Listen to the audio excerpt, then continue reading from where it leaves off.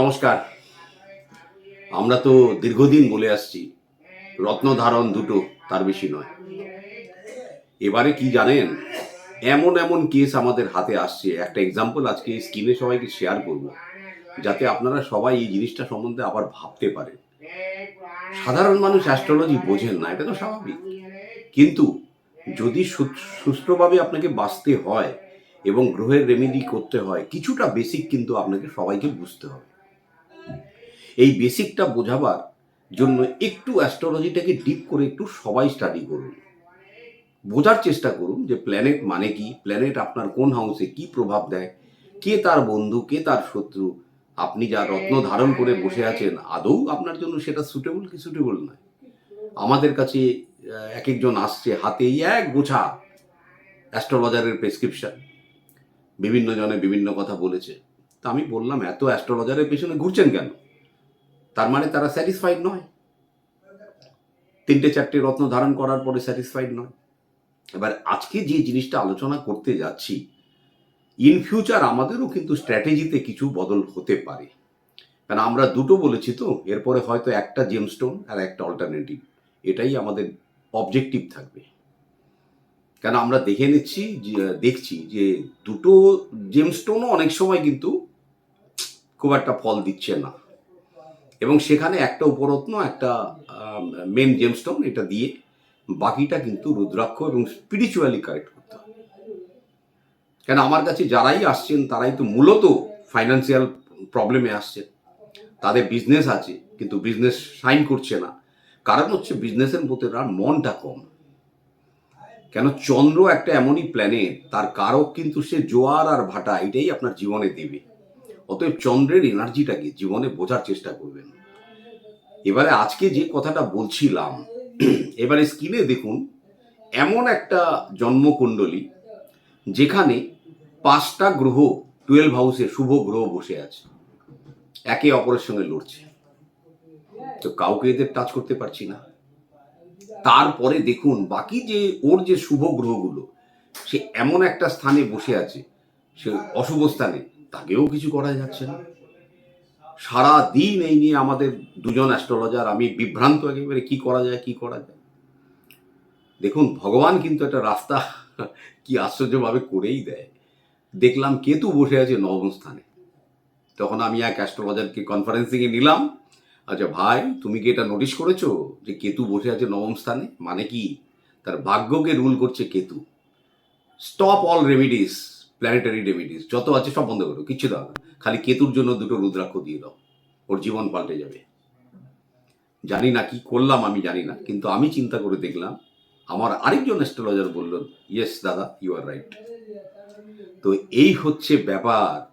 দেখুন কেতু কি, কেতু মানে অজানা, কেতু মানে গুপ্ত, কেতু মানে গোপনীয়তা, কেতু মানে আপনার শত্রুতা, কেতু মানে অজানা কোনো জিনিস, মানে দীর্ঘমেয়াদী কোনো রোগ যার ডায়াগনোসিস হয় না, মানে অদ্ভুত। কেতুকে মানে কিছু আপনি জানেন না অথচ হচ্ছে।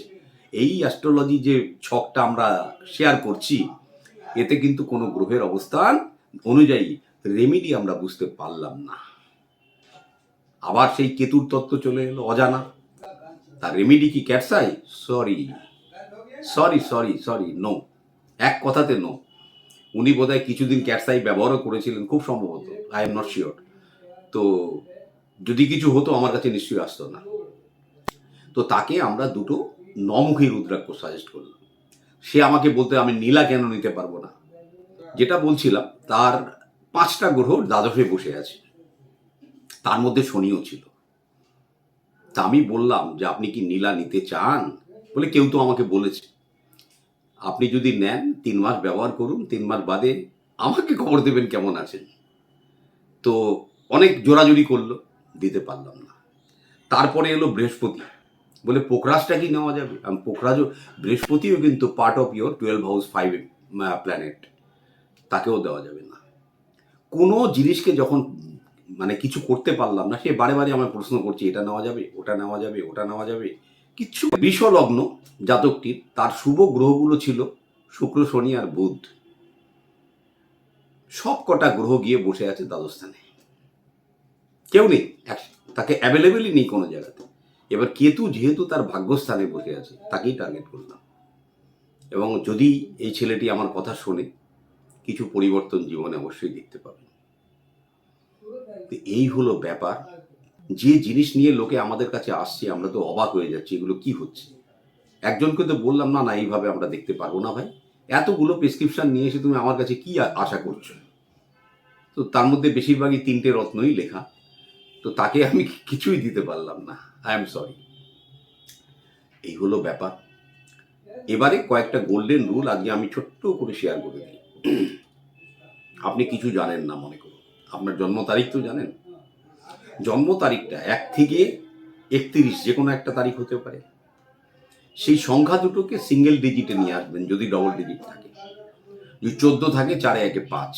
এবার 1 থেকে 9 পর্যন্ত সংখ্যাটাকে আপনি কাউন্ট করবেন। যদি মনে করুন আপনার সেই সংখ্যাটি 1 হয়, আপনাকে জানতে হবে যে আপনি কিন্তু সরাসরি সূর্যের এনার্জির সঙ্গে কানেক্টেড। এবং আপনাকে মূলত কি করতে হবে, সোশ্যাল রিলেশন, সমাজে মেলামেশা, সোজা হয়ে একটু মেরুদণ্ড সোজা করে বসা, যোগাভ্যাস করা, ব্যায়াম করা, আর হচ্ছে গিয়ে বাক শক্তিকে সঠিক রাখা, এগুলোকে আপনি চেষ্টা করতে হবে। যদি আপনার নাম্বার 2 হয়, তখন আপনাকে সেবামূলক কাজের মধ্যে বেশি ডিভোট করতে হবে। নানান রকম মানুষকে যত রকম ভাববেন সেবা, সে গরিব দুঃখী যেখানেই হোক, সেবা ওরিয়েন্টেড যে কোনো জিনিসের মধ্যে আপনাকে একটু ডিভোট করতে হবে। এবং এবারে যদি নাম্বারটা আপনার 3 হয়, তখন এটা কিন্তু হয়ে গেল বৃহস্পতির নাম্বার, অত্যন্ত শুভ। এই সময় আপনার জীবনে চেষ্টা করবেন একটি গুরু ধরার। যদি একটি গুরুর সন্ধান পেয়ে যান, আপনার অর্ধেক কাজ তো ওখানেই হয়ে গেল। বাকি রইল আপনার শিক্ষা। এবং শিক্ষাটাকে, যেটা কুশিক্ষা সেটাকে ড্রেন আউট করে দিন, শুধু শিক্ষাটুকু বেছে নিন। জীবনে ওইটুকুর ওপর ভরসা করে থাকুন, সাকসেস আপনার দরজায় দাঁড়িয়ে থাকবে। তারপরে আসুন 4। 4 হচ্ছে রাহু এনার্জি। রাহু এনার্জি বারে বারে বলেছি, আপনার জীবনের সবচেয়ে কাঙ্ক্ষিত জিনিসের নাম হচ্ছে রাহু। মানে কি, ফোকাসটাকে ঠিক রাখুন, লক্ষ্যটাকে একদিকে তাকিয়ে থাকবেন যে আমি এটা করেই ছাড়বো। দেখবেন আপনার রাহু জীবনে আপনাকে ঘাটাবে না। বাড়ির টয়লেট ছেলেরা পরিষ্কার করবেন, আবার বলছি, কেন কোথায় ভুলটা আপনারা করছেন শুনে রাখুন। মনে করুন আপনার টয়লেট আপনার মা পরিষ্কার করে। মা কি? চন্দ্রমা। কাকে তাকে কানেক্ট কোথায় করছেন? পরিষ্কার করাটা কিন্তু কানেকশন, হ্যাঁ, টয়লেটটা ইউজ করা কানেকশন না, মাইন্ড ইট। এবার তাকে কানেক্ট করছেন আপনি কোথায়? রাহুর সাথে। তো রাহু চন্দ্র কানেক্ট হয়ে আপনার কি হলো, আপনার জীবনটাকে রাহুগ্রস্ত করে দিল। তারপরে রইল আপনার ওয়াইফ। ওয়াইফ হচ্ছে শুক্র। তাকে কানেক্ট করলেন কি? রাহুর সাথে। রাহুর এনার্জিটাকে সাফ করতে গিয়ে, মানে টয়লেট ইউজ করা আর এনার্জি ক্লিন করা আলাদা জিনিস। এবার আপনার ফ্যামিলি লাইফটা ডিস্টার্ব হলো। তারপরে আপনার হতে পারে বাড়িতে বোন থাকতে পারে, অন্য কেউ থাকতে পারে, তখন বুধ আর রাহু কানেক্টেড হয়ে যায়। এইভাবে যতবারই মহিলারা এইসব কাজে হাত দেবেন, তারা শারীরিকভাবে অসুস্থ হবেন আর আপনাকে রাহুগ্রস্ত করবে, এটুকু লিখে রাখবেন। অতঃপর আসুন 5। 5 হচ্ছে বুধ। তো জীবনে বুধ না থাকলে না আমি আপনার কাছে থাকতাম, না আপনারা আমার কাছে আসতেন। ইন্টেলিজেন্স, কমিউনিকেশন অ্যান্ড টেকনোলজি, তার নাম হচ্ছে বুধ। অতএব আপনি যখনই 5 নম্বর আপনার সংখ্যাটা হবে, আপনার বাকশক্তি, শিক্ষা, আর হচ্ছে আপনার মনে করুন মেডিটেশন, এই জিনিসগুলোকে অত্যন্ত গুরুত্ব দিতে হবে। ছোট ছোট বাচ্চাদের একটু সেবা করবেন, যারা কিন্নর তাদেরকে একটু কিছু সাহায্য করবেন। তাতে কিন্তু এই 5-এর এনার্জি চিরকাল আপনি সঠিকভাবে পেয়ে যাবেন। আসুন 6। 6 হচ্ছে কি? শুক্র। শুক্র আমাদের জীবনে কি দেয়? লাক্সারি, কমফোর্ট, সবকিছু।